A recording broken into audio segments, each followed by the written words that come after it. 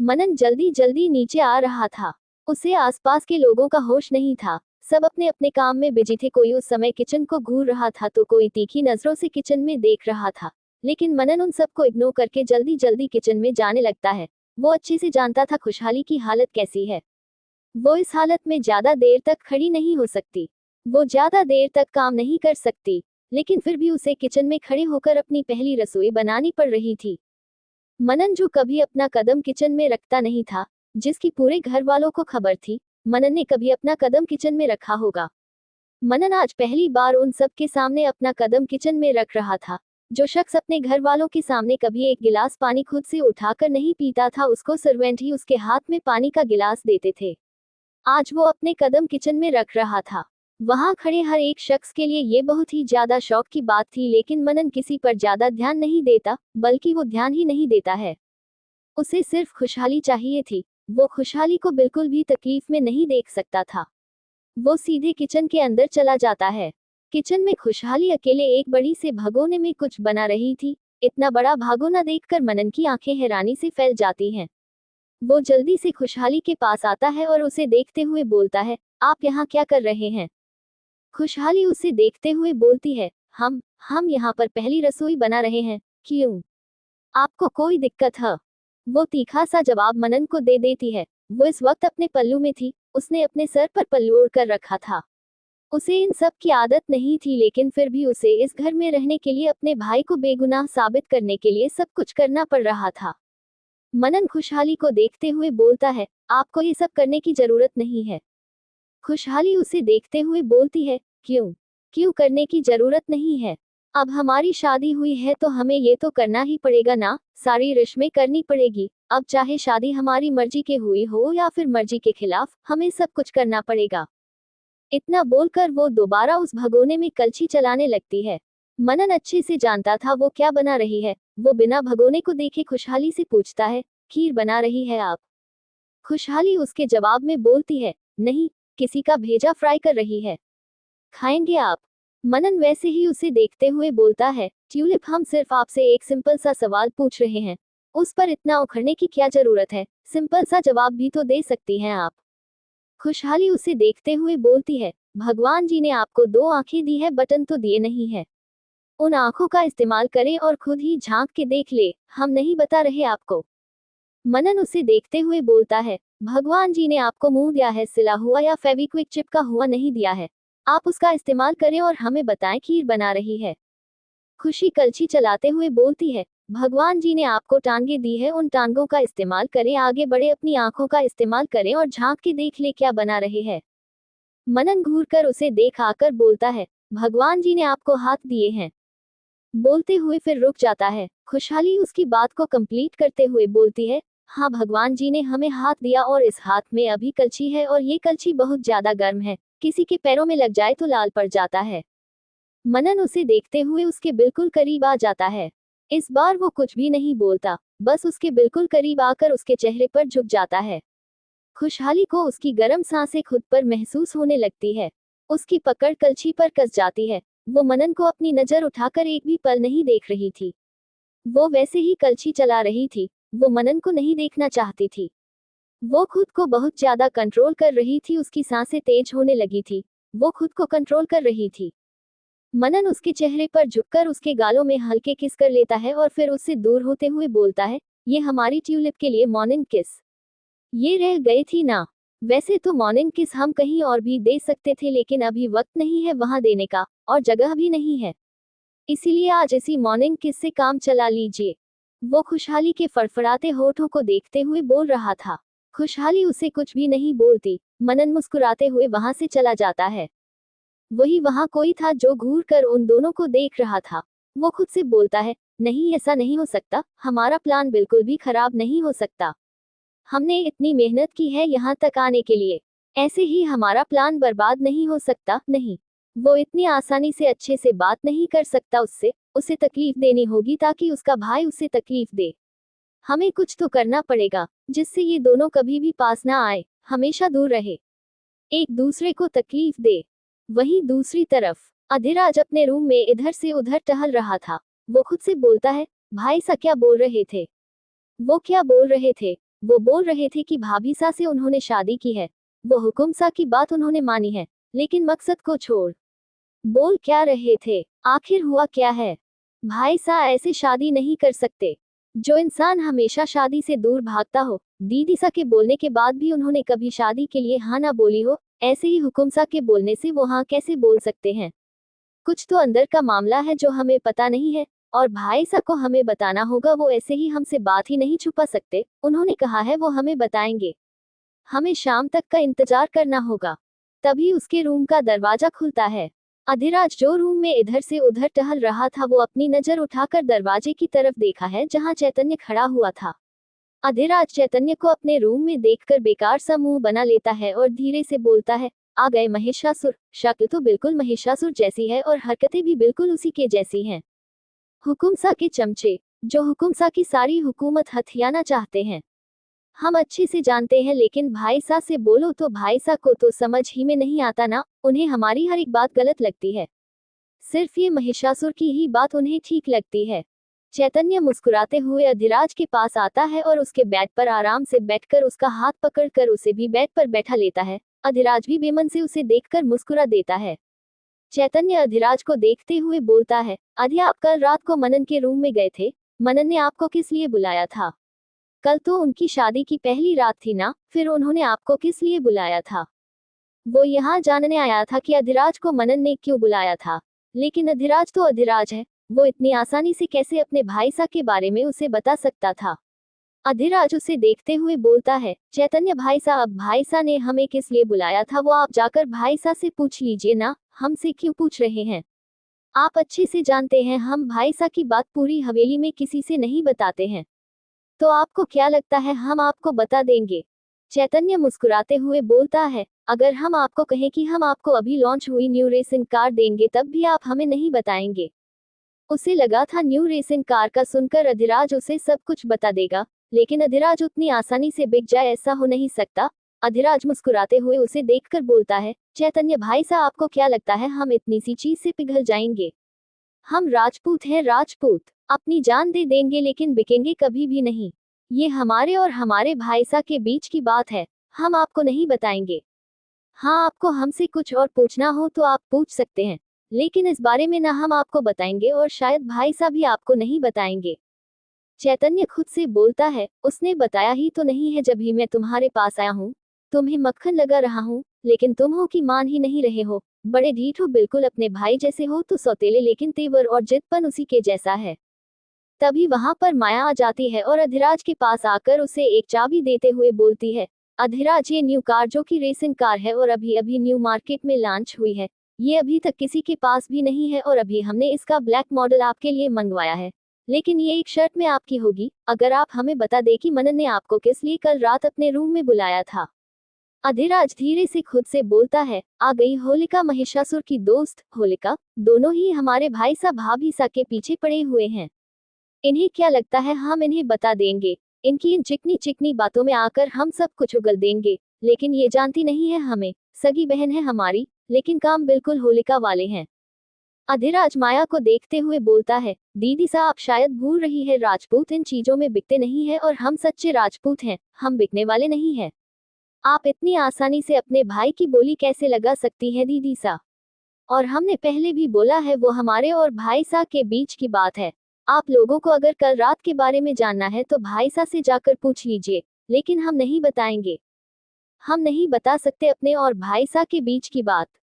बचपन से हम भाई सा के साथ रहे हैं, हम उनके साथ गद्दारी नहीं कर सकते। और आप हमें ये रेसिंग कार देंगी तो इसका मतलब ये नहीं कि हम उनकी बात आप लोगों को बताएं। अब आप लोग जा सकते हैं, हमें ना नींद आ रही है। इतना बोलकर वो अपने हाथों से उन्हें बाहर जाने का इशारा कर देता है। माया और चैतन्य एक नजर अधिराज को घूरकर बाहर चले जाते हैं। उनके जाने के बाद अधिराज जल्दी से अपने रूम का दरवाजा बंद करता है और खुद से बोलता है, आए बड़े महिषासुर और होलिका। माया दीदी सा बहन हमारी है, लेकिन अपने माया को मायावी जाल अच्छे से फेंकती हैं, लेकिन हम इनके मायावी जाल में बिल्कुल भी नहीं फंसने वाले। अच्छे से जानते हैं होलिका की तरह अपना मायावी जाल फैलाती रहती हैं। इन्हें क्या लगता है हम इतनी आसानी से बता देंगे कल भाई सा ने हमसे क्या मंगवाया था? क्यों बुलाया था? एक तो भाईसा ने हमसे ऐसी चीज मंगवाई थी कल रात, हम किसी को बता भी नहीं सकते। हमें पता है भाभीसा की क्या हालत है। भाईसा तो सैनिटरी पैड यूज करेंगे नहीं ना, उसे तो भाभीसा यूज करेगी। और भाभीसा इतनी सारी खीर बना रही है, भाभीसा इतना सारा बना रही है सबके लिए, वो कैसे इतनी देर तक किचन में खड़ी हो पाएंगी? ये हमने पहले क्यों नहीं सोचा? हमें सबसे पहले भाभीसा के पास जाना होगा और उन्हें किचन से दूर करना होगा। जो बन गया तो बन गया, लेकिन अब वो कुछ भी नहीं बनाएंगी। इतना बोलकर वो जल्दी से अपने कमरे का दरवाजा खोलता है और कमरे से निकल जाता है। वहीं दूसरी तरफ माया चैतन्य के रूम में थी। चैतन्य माया को देखते हुए बोलता है, वो तुम्हारा भाई ही है ना? कहीं और से तो उसे उठाकर नहीं लाए थे तुम लोग? तुम्हारे जैसे एक भी गुण नहीं है उसके अंदर। बता नहीं रहा है वो, जबकि हम उसकी दुखती नस से वाकिफ है। अगर उसे इम्पोर्टेड रेसिंग कार के बारे में बोला जाए तो वो हर एक चीज बता देता है, लेकिन मनन को लेकर वो बहुत ही ज्यादा वफादार है। उसकी बात भी हमें नहीं बताई। मैंने तो सिर्फ और सिर्फ कार की बात की थी और तुमने तो कार लाकर उसे दे दी, फिर भी उसने नहीं बताया। इतनी वफादारी किस बात की? माया उसे घूरते हुए बोलती है, भाई मेरा है तो क्या हुआ, वफादार वो उसके साथ है और उसी के साथ ही रहेगा, लेकिन हमें कुछ तो करना होगा। उनकी ये वफादारी तोड़नी होगी, तभी अधिराज मनन के सारे राज हमें बता पाएगा। वहीं दूसरी तरफ अधिराज जल्दी से भागते हुए किचन में जाता है। किचन में खुशहाली उसे कहीं भी नजर नहीं आती, लेकिन अंदर जो उसे नजर आता है उससे उसकी आंखें छोटी हो जाती है। वो अंदर के नजारे को देखकर अपनी आंखें छोटी करके अंदर देखने लगता है। वो खुद से बोलता है, ये आप ठीक नहीं कर रहे, इसका हर्जाना तो आपको भुगतना होगा। इतना बोलकर वो कहां से चला जाता है। थोड़ी देर बाद सब लोग डाइनिंग टेबल पर बैठे हुए थे। कोई भी खुशहाली के हाथ की बनी खीर नहीं खाना चाहता था। सब लोग चुपचाप नौकरों का बना हुआ खाना खा रहे थे। किसी ने भी खुशहाली के हाथ की बनी हुई खीर नहीं चखी थी। रिद्धिमा जी सबको देखते हुए बोलती है, भाभीसा भाईसा नई बहुरानी ने इतनी मेहनत से हम सब के लिए खीर बनाई है, अपनी पहली रसोई पहली रस्म पूरी करी है, हमें कम से कम एक निवाला तो खीर का चखना ही चाहिए ना।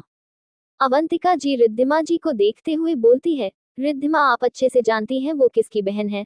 हमारी बेटी के कातिल की बहन, हमारी बेटी के बलात्कारी की बहन है वो, और आप चाहती हैं हम उस बलात्कारी की बहन के हाथ की बनी खीर खाएं?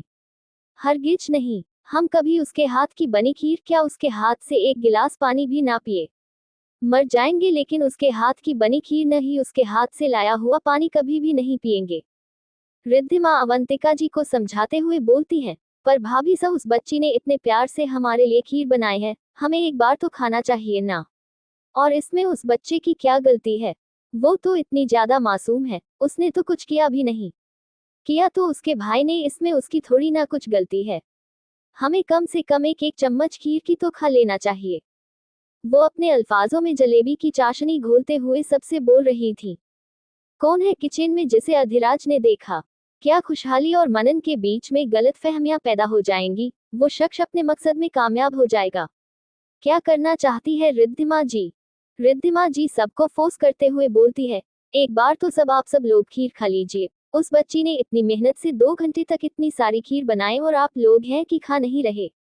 उसने तो कुछ नहीं किया, एक बार उसकी खुशी की खातिर खा लीजिए। अवंतिका जी रिद्धिमा जी की बात सुनकर बोलती हैं, रिद्धिमा हमने पहले भी बोला है हम उस लड़की के हाथ का बना हुआ एक घूंट पानी न पिए, और आप बोल रही हैं उसकी बनी हुई खीर खाने? कभी भी नहीं। मनन शांति से सब कुछ सुन रहा था। वो अब बोलता है, माँ चाचा जी इतना ज्यादा फोर्स कर रही हैं, इतना बोल रही है खीर खाने के लिए, तो क्यों ना चाचा जी को खीर खिलाई जाए। जब उनको इतना मन कर रहा है खीर खाने का तो यही खीर खा लेती है ना। क्यों चाचा जी, आप इतना फोर्स कर रही है सबको खाने के लिए, तो सबसे पहले आप फिर खा ले। एक काम करते हैं, घर में तो कोई, यहाँ तक कि हवेली में भी कोई ये खीर खाना नहीं चाहता, तो आप इतना ज्यादा फोर्स कर रही है। आपका मानना है कि उस लड़की की कोई भी गलती नहीं है इन सब में, तो आप ही उसकी बनी हुई सारी खीर क्यों नहीं खा लेती? एक काम करते हैं, आप ही सारी खीर खाएंगी। सी इतना बोलकर वो किसी को कुछ इशारा करता है। थोड़ी देर बाद उस डाइनिंग टेबल पर खुशहाली ने जितनी भी खीर बनाई थी वो सारी की सारी खीर वहां रखी थी, और मनन रिद्धिमा जी को देखते हुए बोलता है, चाचा जी खाए ना, आप इतना ज्यादा बोल रही थी अब खाए ना। तो रिद्धिमा उसको देखते हुए बोलती है, मनन ये आप क्या कर रहे हैं? हम इतनी सारी खीर कैसे खा सकते हैं? मनन उनकी बात सुन अपनी रूड आवाज में बोलता है, बिल्कुल वैसे ही चाची जी, जैसे आप थोड़ी देर पहले सबको खीर खाने के लिए फोर्स कर रही थी, अब खाए। उसकी आवाज बहुत ही ज्यादा कड़क हो गई थी। उसकी इतनी कड़क और डरावनी आवाज सुनकर एक पल के लिए वहां खड़े सब लोग डर जाते हैं और रिद्धिमा जी खीर को कटोरे में निकाल कर थोड़ी सी खाती है। उसे खाकर ही उनकी हालत खराब हो जाती है। खीर में बहुत ज्यादा नमक था, जैसे खुशहाली ने शक्कर की जगह नमक ही डाल दिया हो। अधिराज अपने मन में उनका ऐसा बिगड़ा हुआ चेहरा बना देखकर खुद से बोलता है, बहुत शौक है ना हमारी भाभी सा की बनाई हुई खीर में नमक मिलाने का चाची जी। अब आप खाए नमक मिली हुई खीर, मजा आएगा अब। इतना बोलकर वो वहां खड़ा होकर सारे तमाशा को देखने लगता है। मनन अच्छे से जानता था उस खीर में नमक मिलाया गया है। पिछले जन्म में भी रिद्धिमा जी ने यही किया था, खीर में नमक मिला दिया था। लेकिन तब मनन को इस बारे में बिल्कुल भी नहीं पता था और सबने वो खीर खाई थी, लेकिन इस बार किसी ने वो खीर नहीं खाए और रिद्धिमा जी को पूरी खीर खानी पड़ रही थी। सब लोग अपना अपना नाश्ता करके वहां से चले जाते हैं, लेकिन रिद्धिमा जी अभी भी वहीं बैठी थी और उस खीर को खा रही थी। वही अधिराज और मनन भी बैठे हुए थे और खुशहाली अपना सर नीचे झुकाए खड़ी थी। वो धीरे धीरे अपनी नजर ऊपर उठकर रिद्धिमा जी को देख रही थी, जो उस खीर को खा रही थी और हर एक चम्मच के साथ उनका चेहरा अजीब बन रहा था। वो अजीब अजीब से चेहरे बना रही थी। खुशहाली जो उन्हें अपनी नजर उठाकर धीरे से देख रही थी, खुद से बोलती है, हमने खीर तो अच्छी बनाई थी, हर एक चीज अच्छे से डाली थी, शक्कर भी अच्छे से डाली थी, फिर ये ऐसे अजीब अजीब से चेहरे क्यों बना रही हैं? क्या हमने खीर में कुछ और भी मिला दिया है? रिद्धिमा जी अजीब अजीब से मुंह बनाते हुए उस खीर को खा रही थी, क्योंकि मनन उन्हें वहां से 1 इंच भी हिलने नहीं दे रहा था। चैतन्य मनन को देखते हुए बोलता है, मनन ये आप क्या कर रहे हैं? आप हमारी माँ के साथ ऐसा बिहेव नहीं कर सकते, आप जबरदस्ती ये खीर उन्हें नहीं खिला सकते हैं। मनन चैतन्य को देखते हुए बोलता है, क्यों चेतन, हम आपकी माँ को ऐसी खीर क्यों नहीं खिला सकते?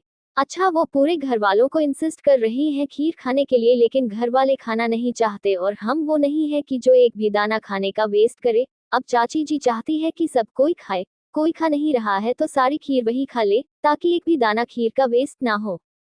रिद्धिमा जी धीरे धीरे करके सारी की सारी खीर खा लेती है। उनकी हालत कुछ बहुत ज्यादा बिगड़ गई थी। उन्हें ऐसे लग रहा था जैसे वो अब उल्टी कर देंगी। वो सीधे वहां से भागते हुए अपने रूम की तरफ चली जाती हैं। मनन उन्हें ऐसे जाता देख खुद से धीरे से बोलता है, बुरे काम का बुरा नतीजा। इतना बोलकर वो भी वहां से चला जाता है। खुशहाली भी चुपचाप रूम में चली जाती है, क्योंकि मनन ने उसे रूम में जाने के लिए बोला था, क्योंकि वो इतनी देर से वहां पर खड़ी थी। अब उससे नहीं खड़ा हुआ जा रहा था, नहीं चला जा रहा था। वो भी चुपचाप रूम में चली गई थी। रात का वक्त, मनन अपने रूम का दरवाजा खोलकर सीधे रूम के अंदर आता है।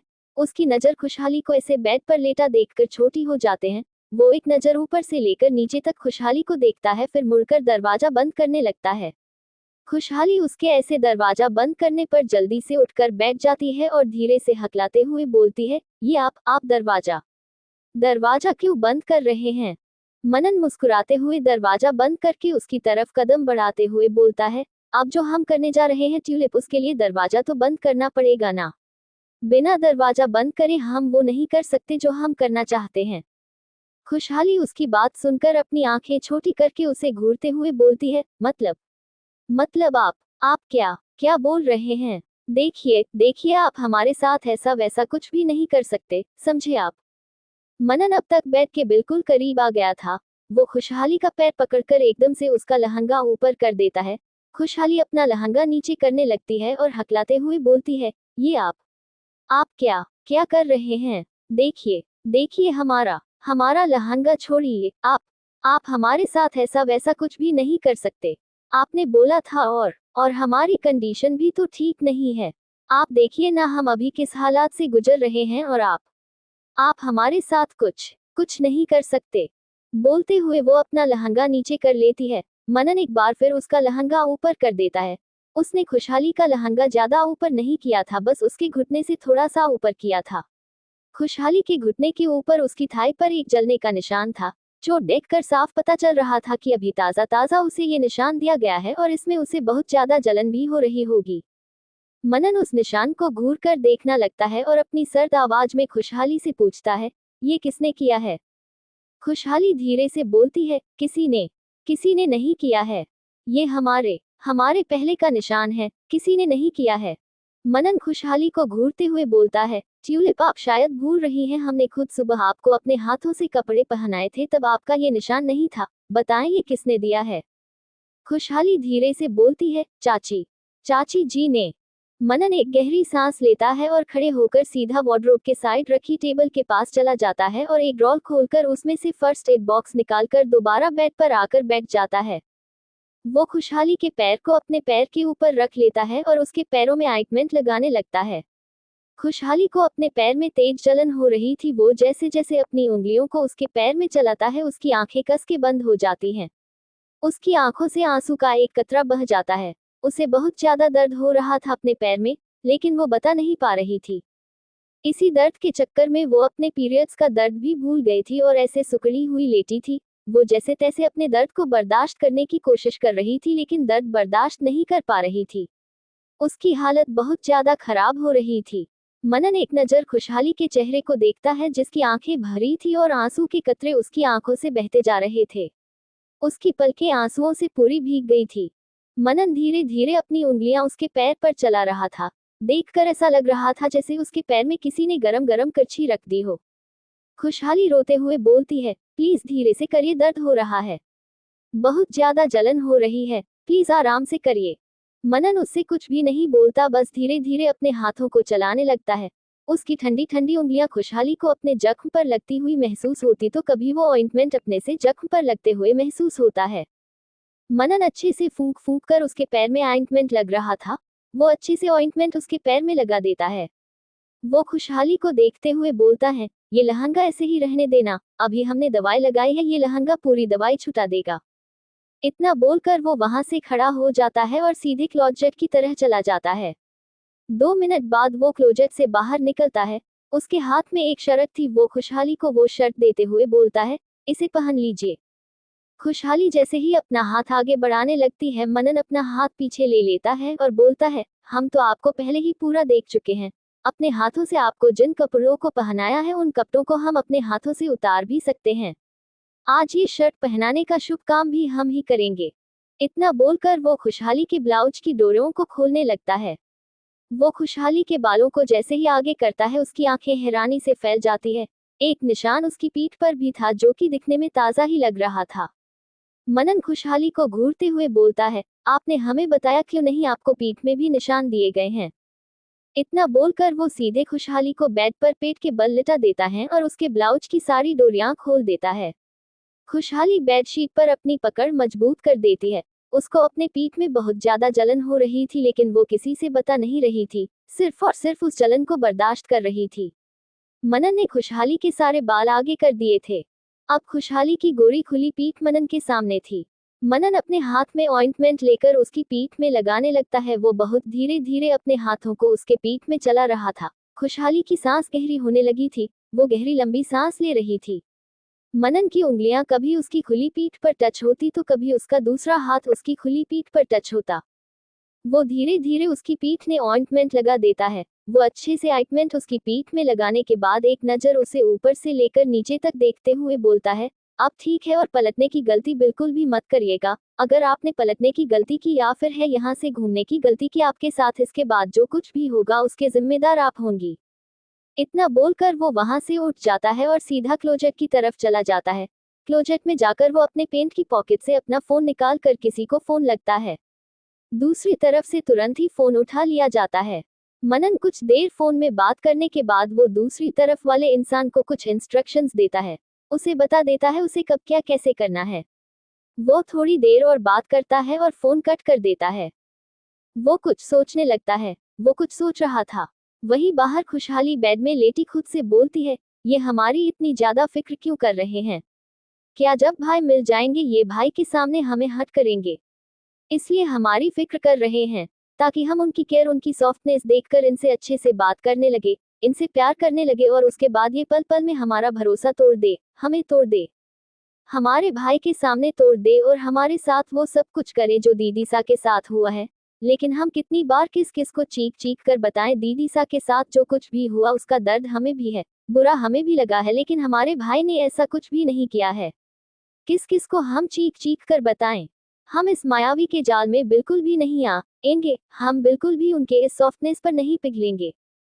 हम यहाँ पर सिर्फ और सिर्फ अपने भाई को बेगुनाह साबित करने के लिए रुके हैं। वरना हम यहाँ से कब के चले जाते, किसी को कुछ पता भी नहीं चलेगा।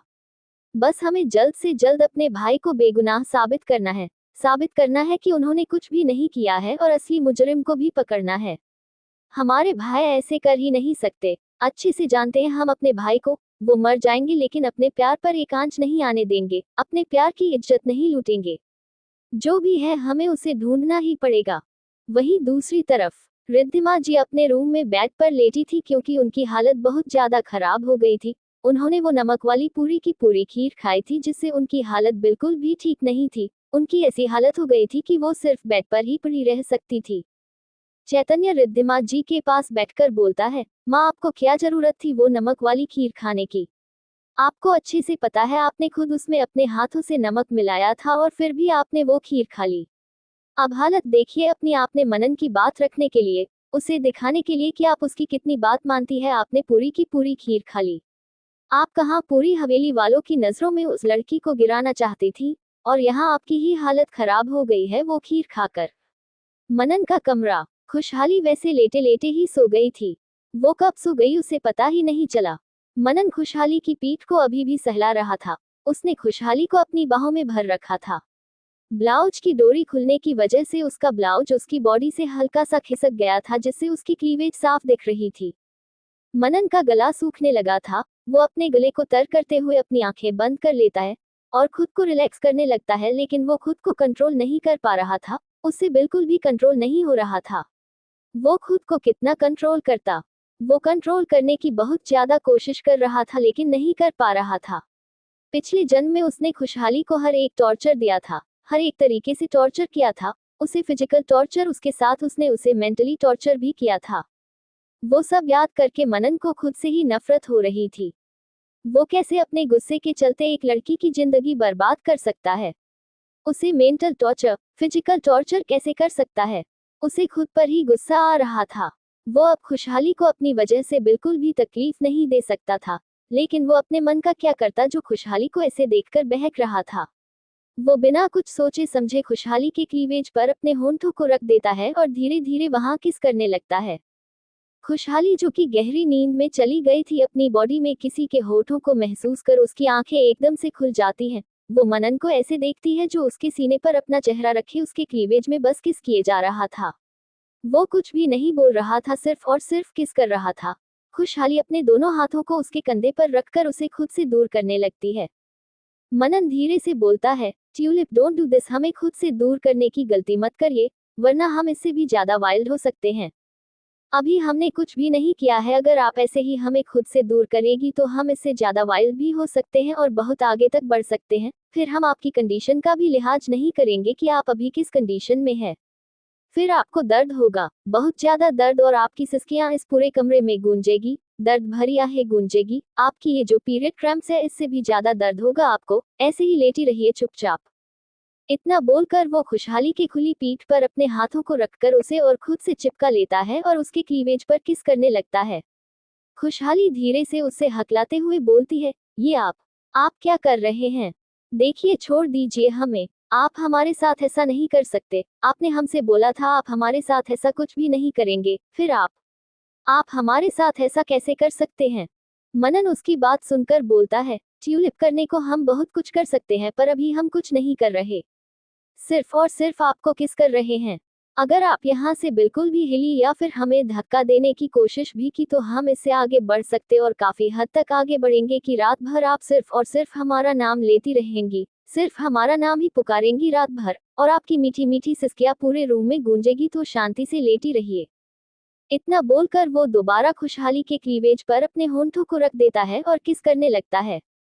वो कहीं और किस नहीं कर रहा था, वो सिर्फ और सिर्फ उसके क्लीवेज पर ही किस कर रहा था। वही खुशहाली की सांस गहरी हो रही थी। उसे बहुत ही ज्यादा अजीब लग रहा था। वो गहरी लंबी सांस ले रही थी जिससे उसका सीना बार बार ऊपर नीचे हो रहा था और मनन के चेहरे पर लग रहा था। मनन खुशहाली के दोनों सीने को अपने एक हाथ से पकड़कर रोकते हुए बोलता है, इसे ऊपर नीचे करना बंद करें। ये हमारे काम में दखलंदाजी कर रहा है और हमें दखलंदाजी करने वाली चीज बिल्कुल भी पसंद नहीं है। अगर आप ऐसे ही हमें सेड्यूस करेगी तो हम इससे काफी आगे हद तक बढ़ सकते हैं। तो हमें सेड्यूस करना बंद करें, वरना हमें कोई दिक्कत नहीं है, हमें कोई तकलीफ नहीं है आगे बढ़ने में। तकलीफ आपको होगी और रात भर होगी। एक तो पहले से आपके पीरियड्स हैं, ऊपर से फिर आप पूरी रात हमारे इन बाहों में गुजार देंगे, हमारा नाम लेकर आपकी सिसकियां पूरे कमरे में गूंजती रहेंगी। फिर आप एक हफ्ते तक बेड से नहीं उठ पाएंगी, क्योंकि हम बहुत ज्यादा वाइल्ड हो सकते हैं। मनन को याद है जब वो पिछले जन्म में खुशहाली के साथ फिजिकल हुआ था तो वो बहुत ज्यादा वाइल्ड हो गया था और खुशहाली एक हफ्ते तक बेड से नहीं उठ पाई थी, इसलिए वो पहले से ही खुशहाली को वार्न कर रहा था। खुशहाली धीरे से बोलती है, हम क्या करें, हमें सांस लेनी है, आपकी वजह से हमें सांस नहीं आ रही है, हमारी सांस अटक कर रह गई है, ऐसे ही रहा तो हम मर जाएंगे ना, आप दूर हो जाए हमसे, हमें सांस लेने दे। मनन खुशहाली को बिना देखे उसके क्लीवेज पर ही अपनी नजरें गड़ाए बोलता है, सांस लेनी है तो सांस लीजिए, इसे ऊपर नीचे करने की जरूरत नहीं है, वरना हम अच्छे से आपकी सांसों को सांस दिला देंगे। ये हमारे काम में हमें परेशान कर रहे हैं, फिर हम इन्हें परेशान करेंगे और बहुत अच्छे से परेशान करेंगे, फिर आपकी आहें निकलेंगी, जैसे आपको सांस लेनी है लीजिए, लेकिन ये नहीं हिलने चाहिए। इतना बोलकर वो दोबारा खुशहाली के क्लीवेज में अपने होठों को रख देता है। खुशहाली अपने मन में बोलती है, बिल्कुल पागल है क्या ये, सांस लेंगे तो कोई ना कोई तो रिएक्शन होगा ना, हम सांस कैसे लें। फिर वो ऊपर की तरफ अपने चेहरे को करके अपनी आंखें बंद करके बोलती है, कृष्णा जी हमें इस पागल इंसान से बचाए, ये हमारे साथ क्या कर रहा है, ऐसे ही रहा तो हम तो मर जाएंगे ना, जब सांस ही नहीं लेंगे, प्लीज कृष्णा जी हमें बचाइए। वो ऊपर देखकर कृष्ण भगवान से प्रे कर रही थी, तभी उनके रूम का दरवाजा नॉक होता है। मनन को बहुत तेज गुस्सा आने लगता है, कोई उसके काम में कैसे दखल अंदाजी कर सकता था, उसे ये चीज बिल्कुल भी पसंद नहीं थी। वो अपने गुस्से को अपने अंदर ही दबाते हुए कड़क आवाज में बोलता है, कौन है। बाहर से अधिराज की आवाज आती है, भाई साहब हम हैं, माफ कीजिएगा हम रात में आए, लेकिन हमें आपसे बहुत ही ज्यादा जरूरी बात करनी है, आप क्या बाहर आ सकते हैं। मनन को पता था कि अधिराज को उससे क्या बात करनी है, उसने शाम का बोला था और अब रात हो गई थी और वो अपने वादे से मुकर नहीं सकता था जो उसने अधिराज से वादा किया था कि वो अधिराज को सब कुछ बताएगा। मनन तेज आवाज में बोलता है, आ रहे हैं हम, आप चलिए। खुशहाली ऊपर देखते हुए बोलती है, कृष्णा जी आपने हमें बचा लिया कृष्णा जी आपने हमें, वो अंदर ही अंदर खुश होते हुए बोलती है। मनन एक नजर खुशहाली को देखते हुए बोलता है, अभी तो हम जा रहे हैं, लेकिन जहाँ पे हमने छोड़ा है हम वहीं से आकर दोबारा कंटिन्यू करेंगे, अभी आप आराम से सो जाए, जब हम आएंगे तो शायद आपकी नींद उड़ जाए, आप सुकून से सो ना पाए, इसलिए सो जाए। इतना बोलकर वो ब्लैंकेट उठाकर सीधे खुशहाली के ऊपर डाल देता है और अपने कपड़े ठीक करके रूम के बाहर चला जाता है। खुशहाली एकदम से उठकर बैठ जाती है और खुद से बोलती है, ये अपने आप को समझते क्या है, कहीं के 30 मार खा है क्या, या फिर कहीं के राजा है जो बोल दिया कि हम जब आएंगे तो आपकी नींद खराब हो जाएगी, समझते क्या है खुद को, हम क्या इनके नौकर है, बीवी है, नौकर नहीं है इनके जो ये जब चाहे जैसे चाहे हमें यूज करें, हम तो आराम से सोएंगे और उठेंगे भी नहीं और इन्हें कुछ करने भी नहीं देंगे। उसकी नजर सामने मिरर पर पड़ती है, खुद को देखकर उसकी आंखें हैरानी से फैल जाती है। वो खुद को देखती है, उसका ब्लाउज काफी हद तक नीचे खिसक गया था, जो उसके एकदम से उठकर बैठने से हुआ था। वो जल्दी से अपना ब्लाउज ठीक करके जैसे ही डोरी बांधने लगती है, उसको तेज जलन अपनी पीठ पर महसूस होती है, उसकी हल्की सी आह निकल जाती है। अब वो कसके अपनी आंखें बंद कर लेती है, उसकी आंखों से एक कतरा आंसू का निकलकर उसके गालों से बहता हुआ नीचे गिर जाता है। वो धीरे से दोबारा डोरी खोल देती है, अब उसे काफी राहत मिलती है। वो वही बेड पर चुपचाप करवट लेकर लेट जाती है। उसे अभी भी बहुत तेज जलन हो रही थी, उसने कस के अपनी आंखें बंद की हुई थी और खुद में सुकड़ी लेटी हुई थी। वहीं दूसरी तरफ अधिराज का कमरा, अधिराज अपने रूम में बेड पर बैठा हुआ था। वो एक फोटो फ्रेम देख रहा था जिसमें अधिराज की, मनन की और अधिराज की दीदी सा चैताली की फोटो थी। वो तीनों उसमें बहुत ज्यादा खुश लग रहे थे। अधिराज उस फोटो फ्रेम को अपने हाथ से छू रहा था। वो धीरे से बोलता है, हमें माफ कर दीजिए दीदी सा, हम आपको बचा नहीं सके, काश हम एक दिन पहले वाली फ्लाइट से आ जाते तो आज आप हमारे साथ होती, जिंदा होती। माफ कीजिए दीदी सा, लेकिन वादा करते हैं हम आपसे, आपके साथ ये सब जिसने भी किया है हम उसे छोड़ेंगे नहीं, उसे उसके किए की सजा देंगे। हमें पता है भाभी सा के भाई ने आपके साथ कुछ भी नहीं किया है, आपने हमें बताया था वो बहुत ज्यादा अच्छे हैं, वो आपके साथ ऐसा कर ही नहीं सकते हैं। हमने उन्हें जाना नहीं है, पहचाना नहीं है, देखा नहीं है, लेकिन आपकी बातों से अच्छे से जानते हैं वो आपके साथ ऐसा कर ही नहीं सकते हैं। हम असली कातिल को दीदी सा जल्दी ढूंढ निकालेंगे और उसे ऐसी मौत देंगे कि वो कभी भी किसी लड़की के साथ ऐसा करने से पहले 1000 बार सोचेंगे। तभी उसके रूम का दरवाजा खुलता है और मनन अंदर आता है। अधिराज को ऐसे रोते देखकर उसके दिल में एक दर्द सा उठने लगता है। उसने अधिराज को कभी भी ऐसे रोते हुए नहीं देखा था। अधिराज जरूर उसका सौतेला भाई था, लेकिन उसने अपने सगे भाई से भी ज्यादा उसे प्यार किया था। वो उसे कभी भी ऐसा रोता हुआ नहीं देख सकता था। यहाँ तक कि उसने कभी भी उसे रोते हुए नहीं देखा था, लेकिन आज उसे रोते हुए देख रहा था। मनन जल्दी से आगे आकर अधिराज को गले लगा लेता है और उसे शांत कराने लगता है। अधिराज मनन के गले लगे रोते हुए बोलता है, भाई साहब हम लोग एक दिन पहले क्यों नहीं आए? क्यों नहीं आए हम लोग एक दिन पहले? काश हम लोग एक दिन पहले आ जाते तो दीदी सा के साथ ये सब नहीं होता। वो आज हमारे साथ जिंदा होती, लेकिन हम लोगों की देरी की वजह से वो आज हमारे साथ नहीं है। और उनके साथ क्या कुछ नहीं हो गया?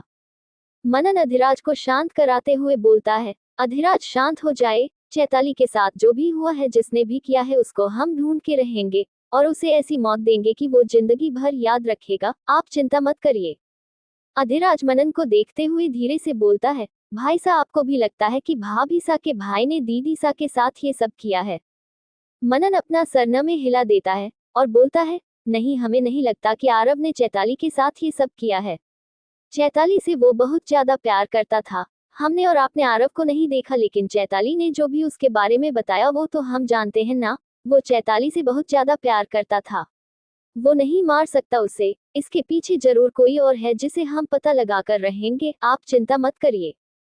अधिराज अपना सर हाँ में हिला देता है, फिर मनन की तरफ देखते हुए बोलता है, भाई साहब आपने बोला था कि आप बताएंगे आपने भाभी सा से शादी क्यों की है। जब आप ये मानते हैं कि आरव ने दीदी सा के साथ कुछ भी नहीं किया है, वो बेकसूर है, फिर भी आपने भाभी सा से शादी की, वो भी जबरदस्ती। जब आपको पता है आरव बेकसूर है, तो फिर आपने भाभी सा के साथ शादी क्यों की? आपके दिमाग में चल क्या रहा है भाई सा?